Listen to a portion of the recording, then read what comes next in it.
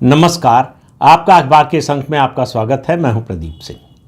देखिए, राजनीति के बारे में, राजनीति में पर्दे के पीछे जो कुछ चलता है उसके बारे में बहुत सी कहानियां देर में टुकड़ों टुकड़ों में निकलकर सामने आती हैं। कुछ विश्वसनीय होती हैं, कुछ अविश्वसनीय लगती हैं। अब विश्वसनीय किसे माने, अविश्वसनीय किसे माने, तो वो जो घटनाक्रम है, जो घटना चक्र है, उसके जो तथ्य हैं उनकी रोशनी में देखने पर पता चलता है। तो एक प्रश्न इस समय जो है उठा है ताज़ा कि क्या 1999 में 1999 में जब अटल बिहारी वाजपेयी के नेतृत्व वाली एनडीए सरकार एक वोट से संसद में गिर गई, लोकसभा में गिर गई, तो उसके बाद क्या इस प्रस्ताव पर एनडीए में विचार हुआ कि अटल बिहारी वाजपेयी को नेतृत्व से हटाकर किसी और को नेता बनाकर फिर से सरकार बनाने का दावा पेश किया जाए? अब ये सुनने में तो बड़ी स्वाभाविक सी बात लगती है, और इसमें यह भी कहा गया है कि जो है तर्क ये था कि जब एचडी देवगौड़ा को हटाकर यूनाइटेड फ्रंट इंद्र कुमार गुजराल को बना सकता है तो हम क्यों नहीं बना सकते हैं।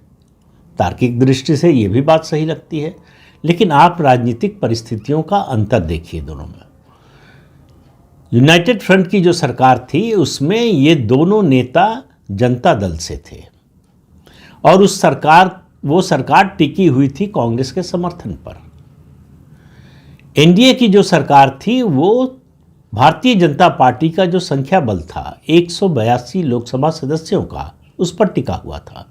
तो इस तरह का कोई फैसला पार्टी के बाहर का व्यक्ति नहीं कर सकता था।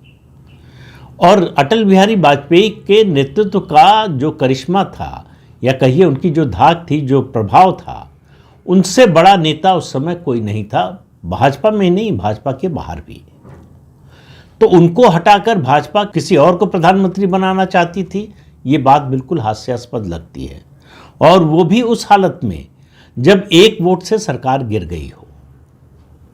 लेकिन ये बात सामने आई है एक किताब के जरिए। किताब है अटल संस्मरण। जो किताब के लेखक हैं उनका नाम है अशोक टंडन, और वो प्रधानमंत्री अटल बिहारी वाजपेयी के मीडिया सलाहकार थे, प्रेस एडवाइज़र थे। तो ये माना जाता है कि इनसाइडर हैं तो सारी बातें सही होंगी, लेकिन ज़रूरी नहीं है कि इनसाइडर हो आप तो सारी बातें सही हो। सही से ज़्यादा है सही संदर्भ में रखने की बात। अब उसमें यह भी कहा गया है कि इंद्र कुमार गुजराल की किताब का हवाला देते हुए कि इंद्र कुमार गुजराल ने 20 अप्रैल 1999 को सोनिया गांधी को चेतावनी दी थी कि लेफ्ट पर भरोसा न करें। और आपको याद होगा, एक वोट से सरकार गिरने के बाद सोनिया गांधी अलग अलग दलों के समर्थन की चिट्ठी लेकर राष्ट्रपति से मिलने गई। राष्ट्रपति कौन थे? एपीजे अब्दुल कलाम। एपीजे अब्दुल कलाम के पास लेकर गई, और मैंने पिछले वीडियो में आपको बताया था कि उन्होंने दिखाया 272 से ज़्यादा सांसदों का समर्थन है, तो उन्होंने सरकार बनाने का न्योता दे दिया। उस बीच में सुब्रमण्यम स्वामी पहुंचे और कुछ संविधान विशेषज्ञ पहुंचे। कहा कि उनको सरकार बनाने का आप निमंत्रण नहीं दे सकते, क्योंकि ये इटली की नागरिक रही हैं, और इटली का जो संविधान है उसके मुताबिक उसका नागरिक कहीं भी दूसरे देश का भी नागरिक हो सकता है, यानी ड्यूअल सिटीजनशिप अलाउड है। लेकिन भारत में ऐसा नहीं है। भारत में अगर आपने जैसे ही किसी और देश की नागरिकता ली, आपकी भारत की नागरिकता स्वतः समाप्त हो जाती है। तो और दूसरा जो प्रावधान था असली, जो जिसकी वजह से सोनिया गांधी को रोका गया, वो ये था कि इटली में किसी देश का व्यक्ति आकर नागरिक बन सकता है यहाँ, लेकिन किसी संवैधानिक पद पर नहीं रह सकता। और यही बात इटली के नागरिक को लेकर दूसरे देशों में भी है, भारत में भी है, कि इटली का नागरिक दूसरे देश में जाकर वहाँ का नागरिक बन सकता है, लेकिन कोई संवैधानिक पद नहीं ले सकता। इस नाते सोनिया गांधी प्रधानमंत्री नहीं बन सकती। लेकिन मामला केवल इतना टेक्निकल ही नहीं था। इस बात को जो है राष्ट्रपति ने, कलाम साहब ने मान लिया, और जो लेटर उनको दिया था सोनिया गांधी को सरकार बनाने का, उसको विड्रॉ कर लिया। उनको बुलवाया और उनको बताया कि ये है संवैधानिक स्थिति, ऐसे में जो है आपको सरकार बनाने का न्योता नहीं दे सकते। लेकिन आपको याद होगा कि राष्ट्रपति से मिलने के बाद राष्ट्रपति भवन के बाहर आकर, जो कोर्ट यार्ड है राष्ट्रपति भवन का, उसमें प्रेस कॉन्फ्रेंस हुई। प्रेस के लोग इंतजार ही कर रहे थे। सोनिया गांधी ने कागज़ दिखाया कि मेरे पास 272 से ज़्यादा सांसदों का समर्थन है। ये जो बाद में 2004 में हुआ ना नाटक त्याग का, वो सब शुद्ध नाटक था, छवि बनाने के लिए था। वो तो 1999 में ही प्रधानमंत्री बनना चाहती थी, लेकिन पर्दे के पीछे एक और राजनीतिक घटनाक्रम चल रहा था। अशोक टंडन का कहना है कि लेफ्ट तैयार नहीं हुआ। लेफ्ट जो है ज्योति बसु को बनाना चाहता था। उनका प्लान बी ये था कि KR नारायणन, जो राष्ट्रपति, भूतपूर्व राष्ट्रपति थे, उनको उम्मीदवार उनको प्रधानमंत्री बना दिया जाए, क्योंकि वो दलित समाज से आते हैं। पहली तो फैक्चुअल मिस्टेक ये है कि वो दलित समाज से जरूर आते थे, लेकिन वो कन्वर्ट हो चुके थे, वो क्रिश्चियन थे। दलितों से, दलित समाज से उनका वैसा कोई नाता नहीं था, एक बात। लेकिन दूसरी बात यह है, और उसमें यह भी कहा गया है किताब में, कि हरकिशन सिंह सुरजीत चाहते थे। अब दोनों बातें कही गई। सोनिया गांधी को उन्होंने 288 सांसदों की सूची दिखाई, कहा कि ये आपको प्रधानमंत्री बनाने को तैयार हैं। यह भी कहा गया है कि सुरजीत चाहते थे कि ज्योति बसु प्रधानमंत्री बने। अब दोनों बातें एक साथ कैसे हो सकती हैं? लेकिन राजनीति में कई बातें एक साथ चलती रहती हैं, तो इसमें कोई आश्चर्य की बात नहीं है। लेकिन असली खेल क्या हुआ? अगर उस समय के अखबारों की आपको याद हो, जिन लोगों की याद होगी, एक फोटो छपी थी इंडियन एक्सप्रेस में। अब मुझे ये ठीक से याद नहीं, आते हुए या जाते हुए समाजवादी पार्टी के सांसद और नेता अमर सिंह, भारतीय जनता पार्टी के नेता अरुण जेटली के घर जा रहे थे, घुस रहे थे या बाहर निकल रहे थे, उसकी तस्वीर थी। और उस समय सरकार गिर चुकी थी। कांग्रेस और सोनिया गांधी तैयारी कर रही थी वैकल्पिक सरकार बनाने की। और जो सोनिया गांधी चिट्ठी दिखा रही थी 272 से ज़्यादा सांसदों के समर्थन की, उसमें समाजवादी पार्टी का भी समर्थन था, उसकी भी चिट्ठी थी। तो अरुण जेटली के घर समाजवादी पार्टी के नेता गए। क्या बात हुई ये तो मालूम नहीं, लेकिन उसके बाद एक और घटना हुई। लाल कृष्ण आडवाणी के घर आए मुलायम सिंह यादव मिलने के लिए। दोनों में बात हुई। ये आडवाणी जी ने अपनी किताब में भी इस घटना का जिक्र किया है। मुलायम सिंह यादव सोनिया गांधी को से समर्थन विड्रॉ करने के लिए या प्रधानमंत्री के लिए उनको समर्थन न देने के लिए एक शर्त पर तैयार हुए। उनसे आडवाणी जी ने कहा कि जो है आप राष्ट्रवादी हैं, थोड़ा देश के बारे में सोचिए कि एक विदेशी महिला कैसे इस देश की प्रधानमंत्री बन जाएगी। उन्होंने कहा मेरी एक शर्त है, मैं सोनिया गांधी को प्रधानमंत्री नहीं बनने दूंगा, लेकिन इसके लिए आप मुझे ये पक्का आश्वासन दीजिए कि जब मैं ऐसा करूंगा, लेटर अपना विड्रॉ करूंगा, राष्ट्रपति भवन को पत्र लिखूंगा, तब आप उसके बाद इस लोकसभा में फिर से सरकार बनाने की कोशिश नहीं करेंगे, मध्यावधि चुनाव कराएंगे। मुलायम सिंह यादव को लग रहा था कि उनकी ताकत और बढ़ जाएगी, विपक्ष की ताकत और बढ़ जाएगी और भाजपा की सरकार नहीं बनेगी, और विपक्ष की सरकार बनेगी, उसमें और बड़ी भूमिका होगी मुलायम सिंह यादव की। तो बीजेपी और आडवाणी जी इसके लिए तैयार हो गए। उन्होंने कहा यह शर्त हमें मंजूर है कि हम फिर से सरकार बनाने की कोशिश नहीं करेंगे और मध्यावधि चुनाव की घोषणा करेंगे। अटल जी ने मध्यावधि चुनाव की घोषणा कर दी। लोकसभा भंग हो गई और नए चुनाव का आदेश हो गया। तो 1999 की घटना के अगर आप देखें मुख्य किरदारों की बात करें तो अटल बिहारी वाजपेयी प्रधानमंत्री के नाते, लाल कृष्ण आडवाणी केंद्रीय गृह मंत्री के नाते और भाजपा के वरिष्ठ नेता होने के नाते, उसके अलावा सोनिया गांधी जो सरकार बनाने का दावा कर रही थी, कांग्रेस संसदीय दल की नेता थी, लेफ्ट पार्टीज और समाजवादी पार्टी। समाजवादी पार्टी के मुलायम सिंह यादव को सोनिया गांधी का समर्थन करने के लिए तैयार किया था अर्जुन सिंह ने। कांग्रेस के वरिष्ठ नेता थे, पूर्व केंद्रीय मंत्री रह चुके थे और अर्जुन सिंह और मुलायम सिंह यादव के अच्छे संबंध थे। मुलायम सिंह यादव उनके कहने पर तैयार हुए थे और अर्जुन सिंह ने सोनिया गांधी को पूरा आश्वासन दिया था कि मुलायम सिंह यादव साथ देंगे। लेकिन इस बीच में आडवाणी जी ने खेल को पलट दिया, पूरा पासा पलट दिया। उन्होंने जो चारा फेंका मुलायम सिंह यादव के सामने, मुलायम सिंह यादव को वो ज़्यादा फायदेमंद लगा। उनको लगा कि सोनिया गांधी प्रधानमंत्री बन जाएंगी तो पता नहीं समाजवादी पार्टी को शामिल करेंगी कि नहीं, समाजवादी पार्टी को लेंगी तो उनको मंत्री बनाएंगी कि नहीं, मंत्री बनेंगे तो विभाग कौन सा मिलेगा, ये सब कुछ स्पष्ट नहीं था।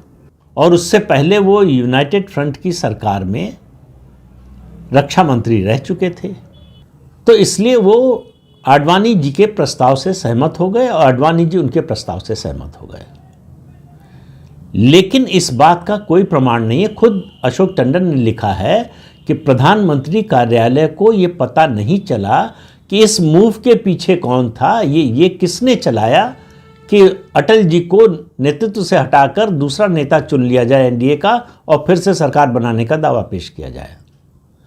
भारतीय जनता पार्टी में ऐसी कोई चर्चा हुई हो, ऐसी कोई खबर न उस समय छपी थी, न बाद में किसी ने इस तरह का दावा किया कि इस प्रस्ताव पर विचार भी हुआ था। और सबको पता था भारतीय जनता पार्टी में, और भारतीय जनता पार्टी का जो लोग समर्थन कर रहे थे, एनडीए के जो घटक दल थे, उन सब की नज़र में आडवाणी के अलावा कोई और ऐसा नेता नहीं था जो स्वीकार्य हो।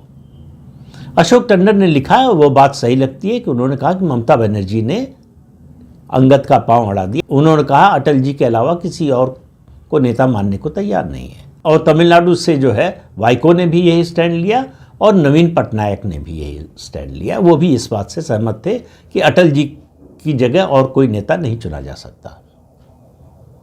तो ये बात तो सही है, लेकिन ये मुद्दा आया कब, ये प्रस्ताव आया कहाँ से, चलाया किसने, इसके बारे में किताब में मतलब जितनी खबर छपी है इंडियन एक्सप्रेस में, उसके आधार पर कह रहा हूँ, किताब देखी नहीं अभी हमने, लेकिन इसके बारे में कुछ नहीं पता। खुद लेखक ही जब लिख रहा है कि पीएमओ को भी नहीं पता चला कि इस प्रस्ताव को मूव किसने किया, तो इसलिए लगता है ये प्रस्ताव केवल हवा हवाई था, कहीं से इस तरह का कोई प्रस्ताव था नहीं। हालांकि इस तरह की बातें भारतीय राजनीति में बहुत समय तक हुई हैं। आपको याद होगा कि 6 दिसंबर 1992 के बाद बुद्धिजीवियों का एक वर्ग, पत्रकारों का एक वर्ग और कुछ राजनीतिक लोगों का एक वर्ग ये चाहता था कि एक नई पार्टी बने, नई पार्टी बने जो कांग्रेस और भाजपा दोनों से अलग हो। उसमें कांग्रेस से और भाजपा से और दूसरे दलों से अच्छे लोग, अच्छे नेता निकले और वो मिलकर एक नई पार्टी बनाएं, और सब इस बात पर सहमत थे कि उसके नेता अटल बिहारी वाजपेयी बने। अटल जी ने साफ मना कर दिया। उन्होंने कहा कि अपना वैचारिक परिवार नहीं छोड़ सकते। असहमतियां ऐसा नहीं है कि उनकी संघ से या भाजपा की नीतियों से नहीं थी, लेकिन वो भाजपा छोड़ने के लिए किसी हालत में तैयार नहीं थे, इसलिए वो प्रस्ताव वहीं पर खत्म हो गया। इस प्रस्ताव को मूव करने में प्रमुख भूमिका थी निखिल चक्रवर्ती की, जो वरिष्ठ पत्रकार थे, संपादक रहे थे। तो वो बात तो वहीं खत्म हो गई थी। लेकिन 1999 में अटल जी को हटाकर किसी और को प्रधानमंत्री का उम्मीदवार बनाना या एनडीए की ओर से सरकार बनाने का दावा पेश करना, ये इसकी कोई जानकारी, कोई खबर, कोई अफवाह तक भी नहीं थी उस समय भी। लेकिन अशोक टंडन ने लिखा है तो पता नहीं उनको कहीं से जानकारी मिली होगी, पता नहीं उन्होंने किताब में अपने सोर्स का जो है खुलासा किया है या नहीं, मुझे मालूम नहीं। लेकिन इस तरह का कोई प्रस्ताव जो है भारतीय जनता पार्टी के किसी नेता कार्यकर्ता को स्वीकार्य हो ही नहीं सकता था। तो इस तरह का प्रस्ताव भारतीय जनता पार्टी का कोई नेता तो दे नहीं सकता था, और किसी और पार्टी के नेता के देने का कोई मतलब नहीं था। अगर अटल जी को हटाकर भाजपा से कोई दूसरा नेता चुना जाता तो वो सिर्फ और सिर्फ लाल कृष्ण आडवाणी हो सकते थे, जिनके नाम पर घटक दलों के, सहयोगी दलों के ज़्यादातर नेता तैयार नहीं होते। तो इसलिए घटक दलों की या सहयोगी दलों की ओर से इस तरह का कोई प्रस्ताव आया या आया होगा, इसकी कल्पना भी करना कठिन है। तो अटल जी को हटाकर 1999 में किसी और के नेतृत्व में नई सरकार बनाने का, वैकल्पिक सरकार बनाने का दावा पेश किया जाना था, ये बात थोड़ा दूर की कौड़ी लगती है। लेकिन मेरे पास इसका कोई प्रमाण नहीं है कि ऐसा नहीं हुआ। लेकिन लेखक के पास भी इस बात का कोई प्रमाण नहीं है कि इस तरह का प्रस्ताव आया। अगर प्रस्ताव आया तो लाने वाला कौन था, किस मंच पर प्रस्ताव आया, कहाँ पर यह विचार हुआ, कहाँ पर यह विचार रद्द किया गया, प्रस्ताव रद्द किया गया, ये सारे सवाल हैं जिनका जवाब नहीं मिलता, कम से कम इस खबर से तो नहीं मिलता। तो देखिए, इसीलिए कह रहा हूं कि राजनीति के बारे में जो कुछ सामने होता है पीछे उससे बहुत ज़्यादा होता है, और जो पीछे होता है उसकी खबरें धीरे धीरे निकलती हैं, लेकिन उनकी विश्वसनीयता बनती है तथ्यों के आधार पर। अगर तथ्यों से वो मेल खाती हो वो बातें, तब विश्वसनीय लगती हैं। अगर तर्कों से मेल खाती हो, राजनीतिक परिस्थितियों से मेल खाती हो, अब तथ्य की बात करें तो अटल बिहारी वाजपेयी से बड़ा नेता उस समय कोई नहीं था भाजपा में, जिसके नाम पर पार्टी के अंदर, बाहर तो बात की बात होती है, पार्टी के अंदर सहमति बन सकती थी। ये बात सही है कि संघ लंबे समय से चाहता था कि लाल कृष्ण आडवाणी अगर भाजपा की कभी सरकार बने केंद्र में तो लाल कृष्ण आडवाणी प्रधानमंत्री बने। लेकिन 1998 में जो सरकार बनी, जो 99 में एक वोट से गिर गई, उसमें संघ को भी मालूम था कि अटल जी के अलावा और कोई स्वीकार्य नहीं होगा सहयोगी दलों के लिए, और सहयोगी दल साथ आएंगे ही नहीं अगर अटल जी का नेतृत्व नहीं होगा। तो ऐसे में पार्टी के अंदर या संघ से कहीं से इस तरह का प्रस्ताव आने का मतलब एक आत्मघाती कदम होता। और 1999 में जो चुनाव हुआ और फिर से पूरे 5 साल के कार्यकाल के लिए अटल जी की सरकार लौट कर आई, वो होता ही नहीं। तो तथ्यों की दृष्टि से देखिए तो ये बात जो है वो विश्वसनीय लगती नहीं है। लेकिन राजनीति में बहुत सी ऐसी भी बातें होती हैं, फिर कह रहा हूँ, जो विश्वसनीय नहीं लगती हैं, लेकिन उसकी भी एक सीमा होती है। एक सीमा तक ऐसी बातें होती हैं, उसके बाहर अगर आप बात करते हैं तो वो कुछ लोगों की कल्पना हो सकती है, हो सकता है कुछ लोगों की इच्छा रही हो, इस बात से मैं इनकार नहीं कर सकता कि कुछ लोग ऐसा चाहते रहे हों। अब क्या सवाल है कि अशोक टंडन जी को पता था कि कहां से ये मूव चला और वो बताना नहीं चाहते? क्योंकि अगर भारतीय जनता पार्टी में इस तरह का मूव चल सकता है तो एक ही जगह से चल सकता है, सबको मालूम है वो कहां से चल सकता था। लेकिन उन्होंने चूंकि खुलासा नहीं किया है, वही बता रहे हैं कि इस तरह का प्रस्ताव था, तो इसलिए उसके बारे में जो है अनुमान लगाना ठीक नहीं होगा। लेकिन कुल मिलाकर बात यह है कि अटल बिहारी वाजपेयी जब तक जीवित थे, राजनीतिक रूप से सक्रिय थे, भारतीय जनता पार्टी में उनका कोई विकल्प नहीं था, उनसे बड़ा कोई नेता नहीं था। और हंग पार्लियामेंट की स्थिति में, भाजपा के सबसे बड़े दल होने की स्थिति में, उनके अलावा सहयोगी दल और किसी के नाम पर तैयार नहीं होते, ये भी सच्चाई है, ये सब लोग जानते हैं। तो इसलिए राजनीति में पर्दे के पीछे की बताई गई सब बातें विश्वसनीय नहीं होती हैं। तो इस अंक में इतना ही, अगले अंक में फिर मिलेंगे किसी नए मुद्दे के साथ। तब तक के लिए अनुमति दीजिए। आपसे अनुरोध है कि ये चैनल देखिए, शेयर कीजिए, लाइक कीजिए और सब्सक्राइब जरूर कीजिए। नमस्कार।